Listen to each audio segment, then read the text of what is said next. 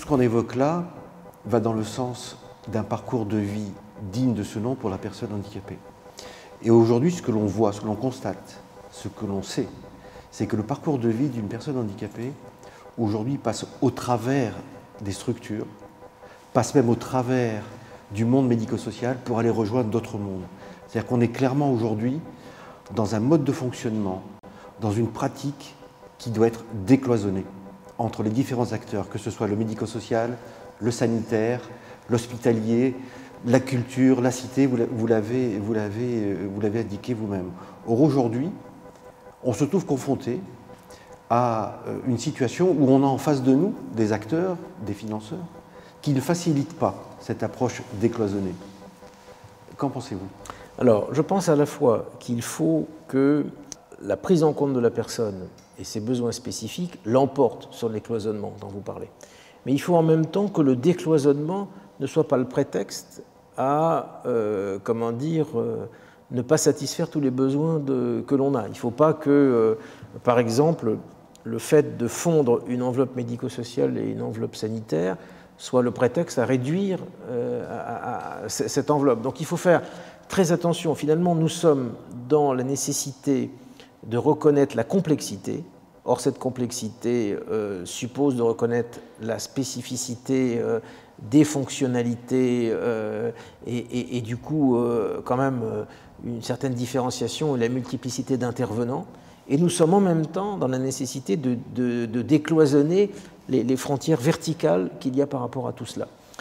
C'est pour cela que, les corps intermédiaires que représentent les associations, que représentent les élus de toute nature, et sont très importants, parce que très souvent, ce sont eux qui amènent, qui font le pont, qui sont ceux qui vont faire cela.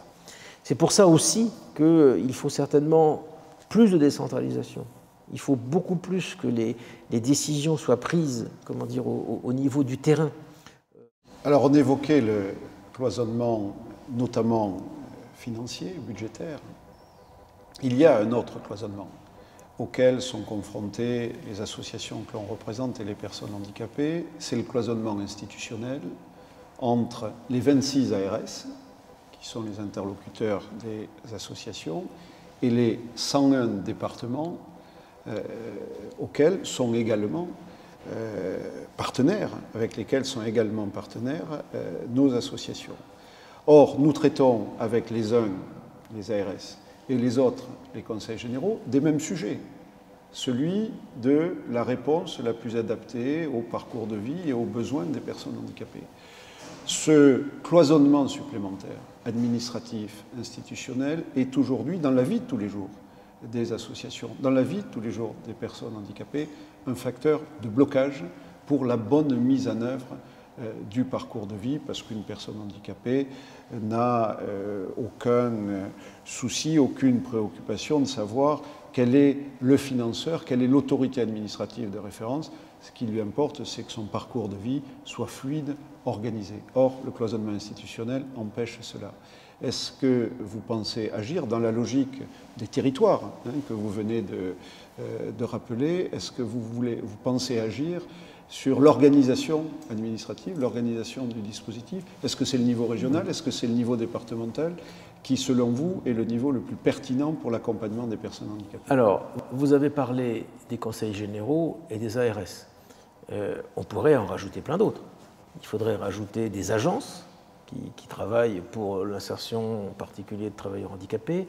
On pourrait parler... il y a 13 agences nationales. C'est ce que je vous dis. On pourrait parler des conseils régionaux qui n'interviennent pas dans les conventionnements avec vous, mais qui, ayant en charge la formation professionnelle, ont également une responsabilité. Donc les acteurs sont multiples. Je vous ai dit tout à l'heure que je crois qu'il faut, l'un des sujets de l'avenir, c'est finalement de faire en sorte que les collectivités territoriales prennent le maximum de leurs responsabilités et que petit à petit, l'État ne soit pas... parce que l'État ne sait pas faire la personnalisation, ne sait pas faire l'individualisation. Mais en même temps, en particulier sur les questions sanitaires, il y a besoin d'une planification nationale et donc on ne voit pas comment on pourrait se passer de ce qu'aujourd'hui on appelle les directeurs d'ARS. Alors, quelle est la réponse à ce que vous mettez en avant? Je pense que la bonne réponse, c'est de dire qu'il faut un coordinateur qui ait effectivement les moyens. Il serait d'ailleurs souhaitable que cette personne, même si c'est une structure assez souple, puisse être l'interlocutrice ou l'interlocuteur, au moins en forme de médiation, si ce n'est en forme d'application, parce que si on dit que cette personne a autorité sur comment dire, les services territoriaux, alors à ce moment-là, on remet en cause la décentralisation. Et je crois que créer, comment dire, un représentant territorial, je pense que le bon niveau est le département. Je crois que le niveau de la région est trop éloigné, comment dire, du terrain.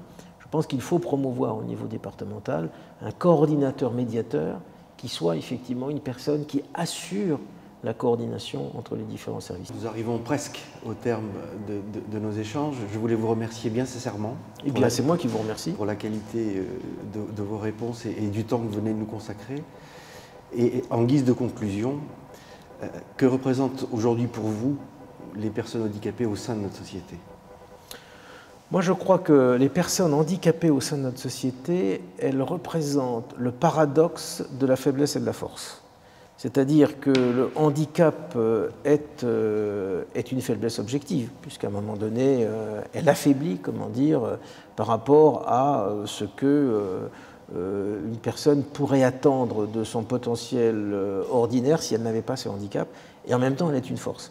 Et elle est une force parce que notre société aujourd'hui est suffisamment innovante, suffisamment technique, que les technologies de tous les jours permettent, comment dire, de développer des compétences en contrepartie du handicap que l'on peut connaître. Donc, les personnes handicapées sont loin d'être pour moi des gens qui sont en retard.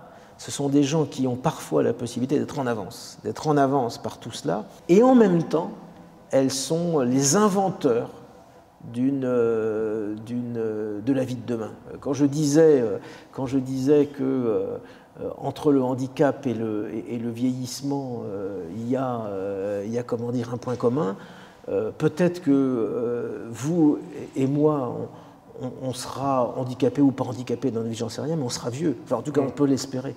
Et peut-être que le jour où on sera vieux, on aura des solutions à nos problèmes de vie qui ont été inventés par des personnes qui sont handicapées aujourd'hui. Donc c'est ça que je trouve absolument fascinant dans les temps que nous vivons. Donc les personnes handicapées, c'est une chance pour la société. Enfin, en tout cas, je voudrais que la société le prenne comme ça. Merci beaucoup. Merci. Eh bien, je vous en prie.